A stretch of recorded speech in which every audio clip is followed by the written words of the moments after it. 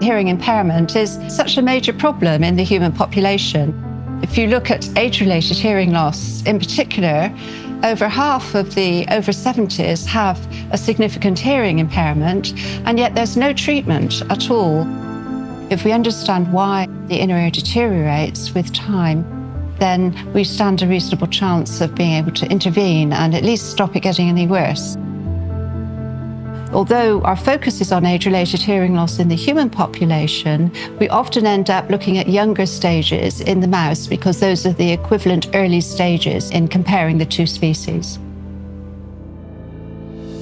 We know from our studies in the mouse that there is a very wide range of different things that can go wrong inside the inner ear that causes hearing loss or deafness. One of the things that can go wrong is what we might call the battery of the inner ear. It's called the stria vascularis. If that battery doesn't function properly, then that will cause deafness.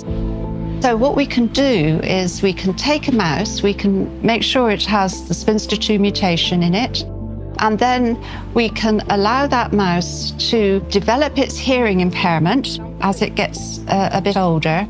There's a large extra chunk of DNA that's inserted into the spinster 2 gene. And because of the mutation, we were able to design an experiment to remove that insertion, activate the gene after the onset of hearing loss. The distinctive thing about our project is that we were able to recover the hearing of the mice after they had already become deaf.